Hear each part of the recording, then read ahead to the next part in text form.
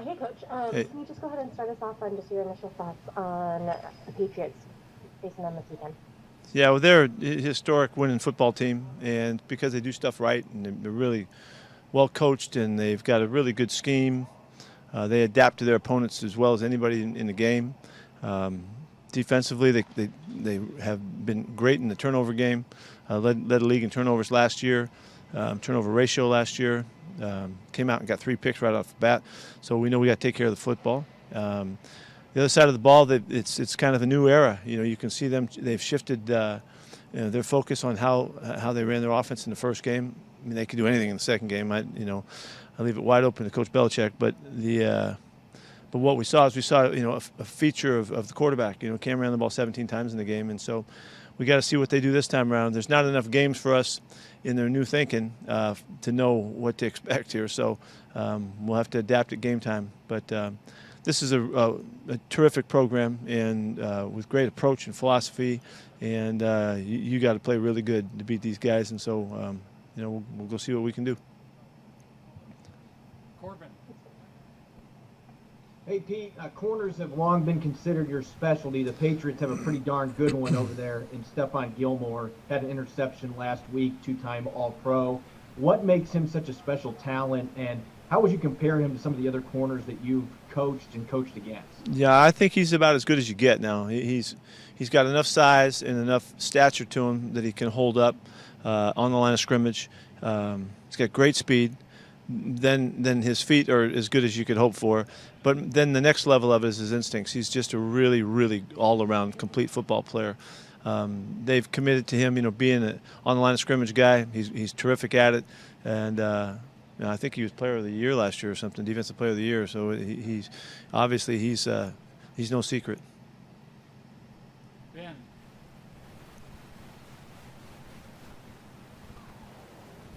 Hey Pete, first of all, happy belated birthday. Appreciate it. Thanks. Yeah. So my question, how do you think, kind of being an older coach, how do you think you've been able to kind of stay energetic on a day-to-day basis and keeping your mind sharp, throughout the, NFL grind, doing it for so long? What do you think has helped you? Well, first off, I'm not taking any of those drugs that they show on TV all the time. But I don't take any of those things. I'm more of a naturalist. I have no idea. I don't know how to even answer that question. I mean, I just do the same thing that I know how to do, and go for it every day and every time out, and try to compete at every single turn. And I don't know. I can't tell you much more. You guys know me better than I know me in that regard. You watch it, you know what we do. Sorry, I don't have a good answer for you. No worries. And then just second thing, how is Rasheem Green doing, and are there any new injuries out of the game from Sunday? No, it's going to take all week for us to figure it out with him, see how he comes back. He got some tests done today, so we won't know. But otherwise, we're in pretty good shape. We're going to get Philip Dorsett back on the field today. We'll see how he does getting ready for the weekend. So we're in pretty good shape. Thanks. Michelle.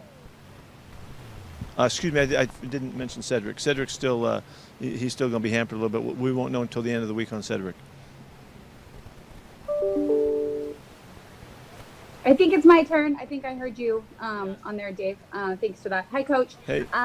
I was wondering what you think are the similarities and differences between you and Belichick when it comes to coaching style, how you view the game, that kind of thing. But not about our heritage and our background at all?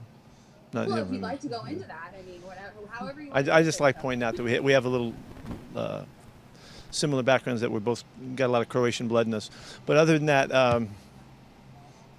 for whatever reason, that nobody ever mentions that.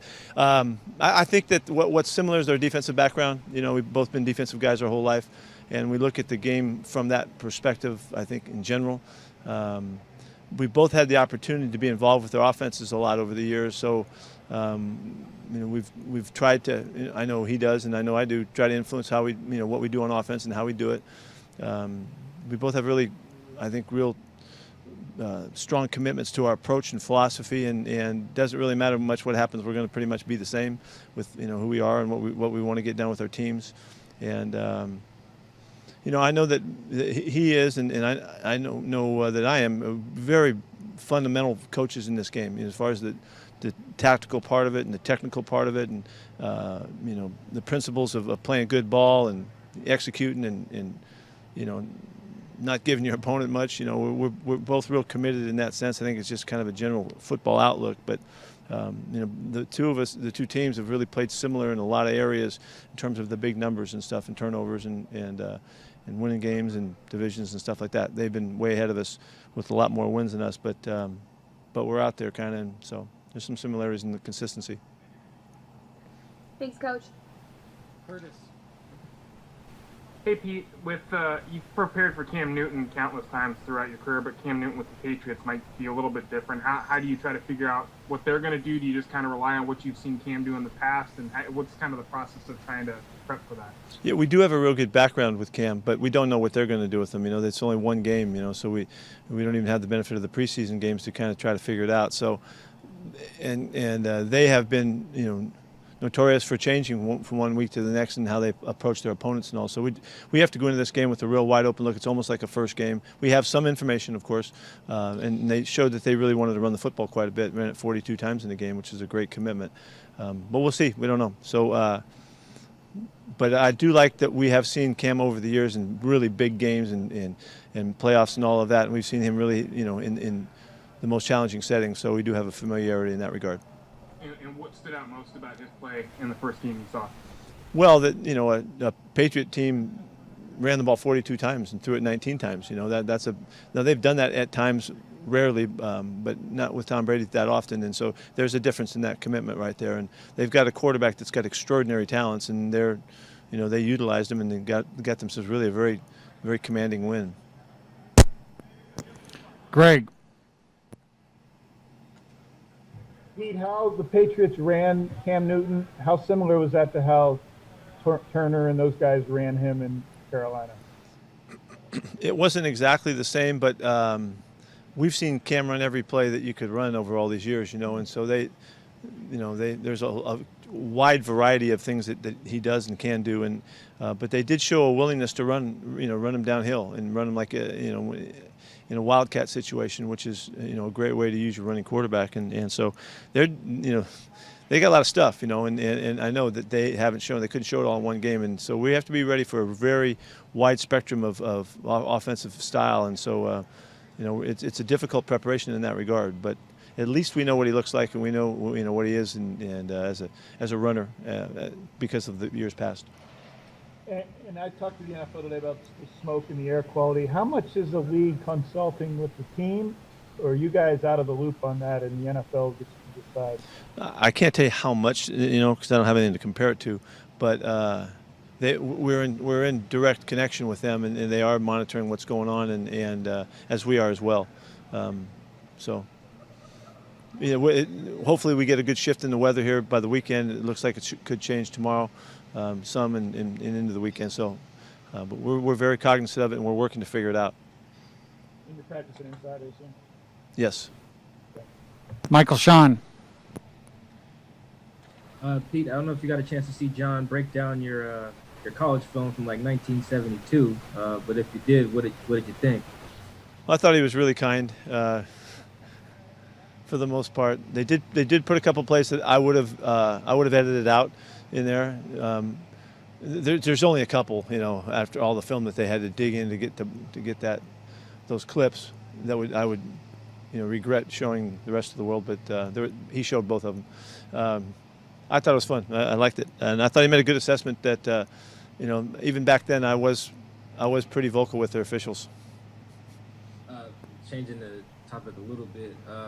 When you've had people like Cory Booker speak to your team, or Alicia Garza, just people like that, specifically what's going on right now, have you gotten a sense that your players are receiving it well or being impacted by their messages? Like, what's been the response from your players when you have those guest speakers on? Really, I have not heard anything but positive responses from our guys, and as they get the word back through our coaches and all that.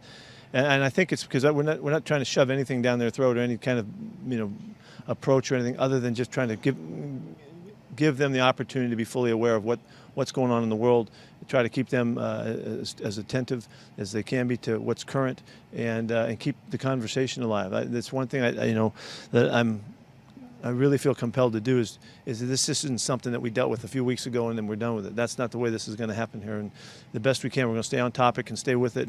And so guys will have information for choices and for how they want to pursue what happens next. Right now, there's such a urgency about an election coming up and this opportunity to vote. The voting just is, in the emphasis of that, in my mind, isn't just for this election. This is a chance to capture a bunch of young people who maybe would be more reluctant otherwise, and maybe they will feel the responsibility and the accountability that they have to make their voice known, and that will carry on well into the years coming up. So it's a really good start right now, and we sent out a little challenge. We're going to send out a little challenge to coaches about getting their players registered, and hopefully, just do our part. Thanks.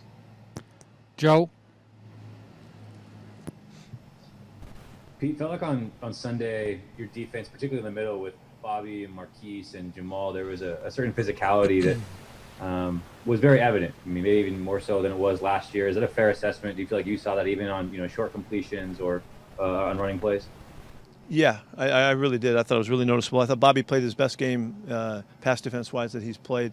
He was the most active and most obviously, on point with the breaks he was making, and he impacted, our play quite a bit. You couldn't, miss the play by Jamal running and hitting, and I thought Q Diggs too had some really good top-offs and some nice plays too, as well as the rest of the guys. I mean, Marquise for sure. And Lano Hill, all those guys made some hits. Having all the speed on the field, we're faster than we've been, and I think it shows up in our pursuit. But the nature of these guys, they're going for it, and I really love it. I love the way that we were able to show first time out how we'd like to play the game, and there's a lot of improvement to be had, but I'm glad that the message was clear, that we're coming out to knock the hell out of you when you play us, and that was fun. How important is that mindset going into a game like this where, if week one's any indication, it could be a street fight in the trenches and you know what you're getting with Cam, obviously, and so to have that presence going in, does that benefit you? It doesn't matter who we play. Really, it doesn't have anything to do with that, really, in my mind. This is who these guys are, and so our job is to continue to be representative of the makeup, and the mentality and what do you stand for and all of that, and so it happens to be the Patriots this week, and if they run the football a lot, we can use the work during the week in preparation, and the game will be really helpful for us down the road because we're going to have to be really disciplined. Whenever you play running quarterback, it calls for discipline. It's not just the hard physical side of it. It's really the attention to the details, and particularly a guy who has the capability of running the option, you have to be really strict. And so this is a really good week to get this challenge underway, and it's going to help us. Masvida? Hey, Pete, in terms of keeping the conversation going, and I know it seems like it's going to be the norm, but on Sunday, national television, you're going to have two black quarterbacks that are elite and that are legitimate dual-threat quarterbacks. Just what does that say about the league itself and in terms of the evolution? Well, doesn't it kind of piss you off that it's taken so long to see it like this? But these are two phenomenal competitors, and we've seen these guys go head-to-head for a long time. But I do think it's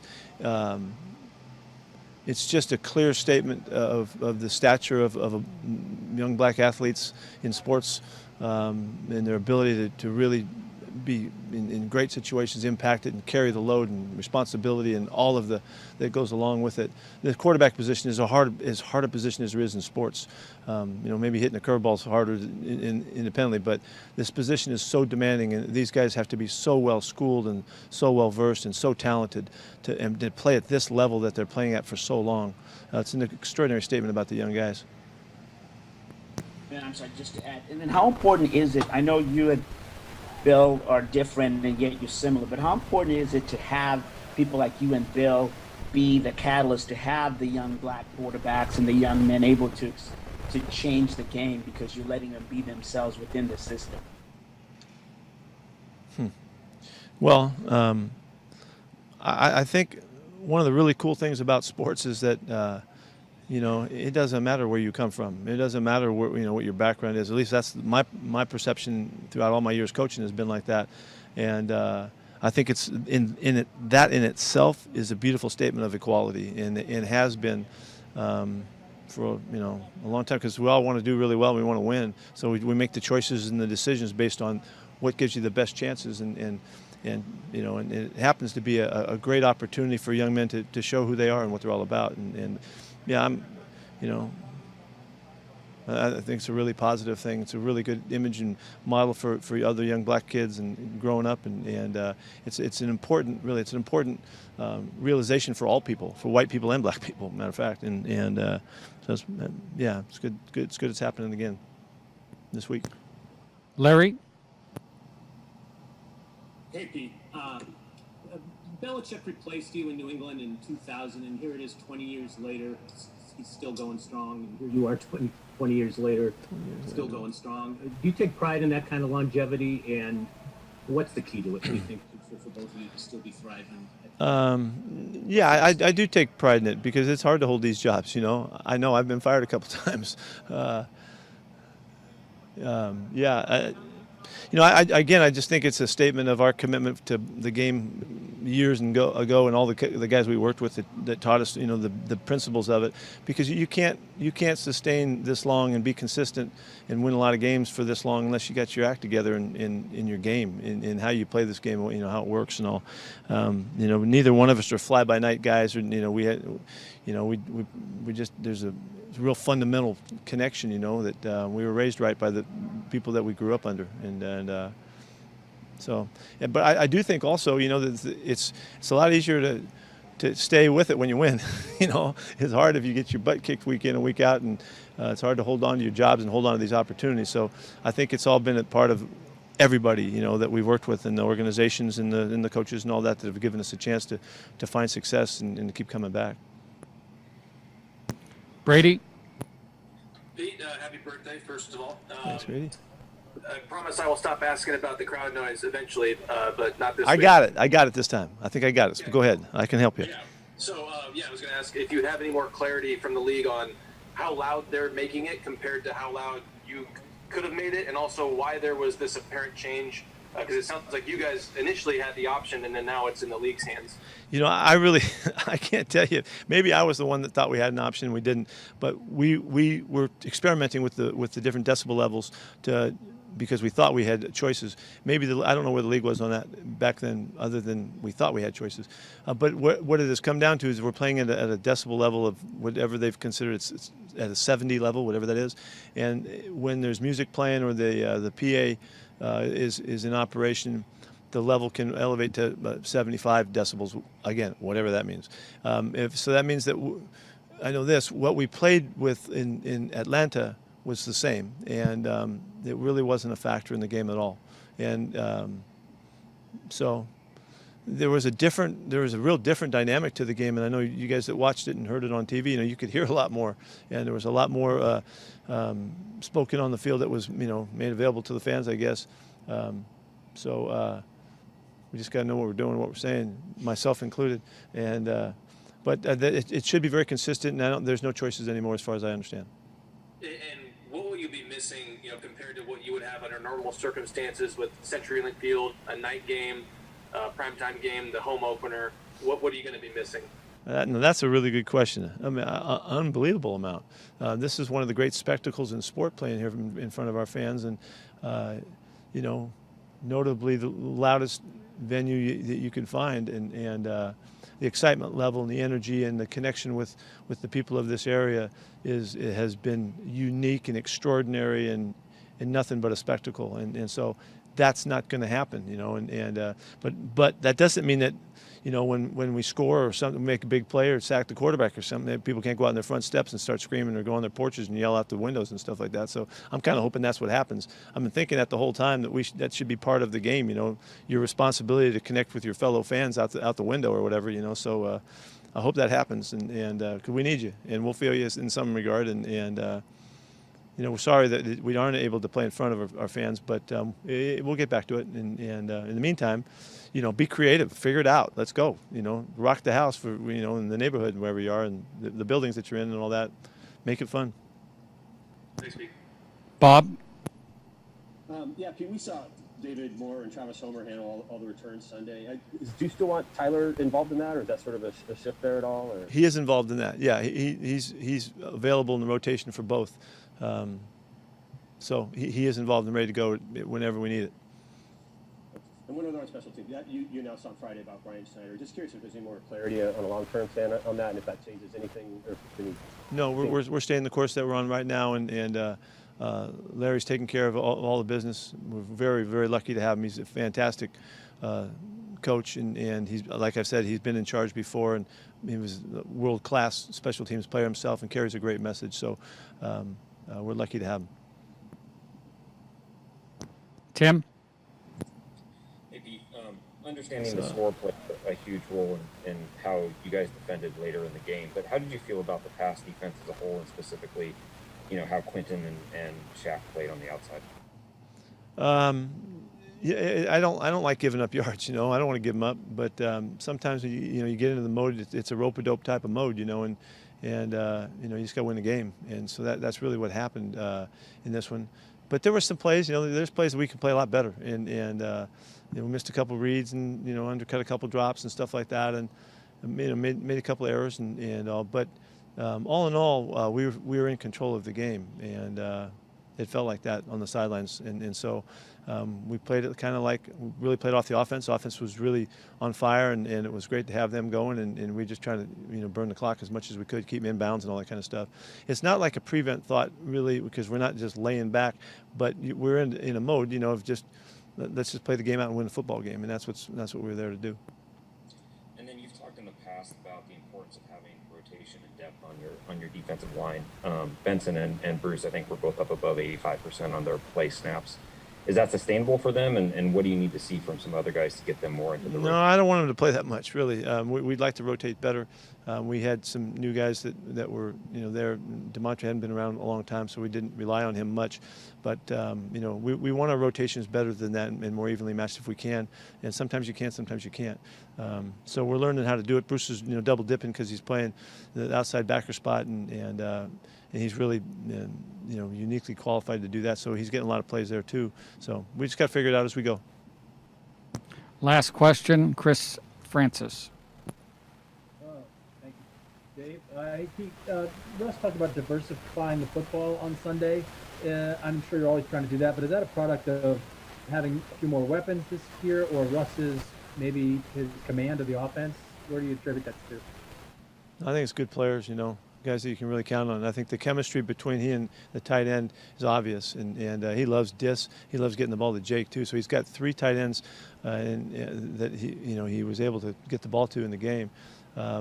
The running back position, Chris caught 6 passes. That's pretty darn good. And so if that's what you're talking about, we were able to move the ball all around everybody, and so. I really think it's a product of his trust and belief in the guys and the continuity that's been developed over time, with the guys that have been around. The ascent of that chemistry for with Greg was really formed in the summertime. Those guys worked a bunch in the summer. What he was able to do with DK, which you'll see the benefits of in the games to come, was extraordinary. And so that all helps, and I think he's very confident right now. He's at the best he's ever been level of his play. He felt very good about the protection up front, and all of those are elements. If you give Russ a chance to sit back there, he's going to tear it up. He's just too accurate. He's too smart, and you saw the result of it. They gave him a chance back there, and he killed it. So we'll see if we can find a way again against a really difficult Patriot defense. All right, thank you. Bobby Wagner's right here.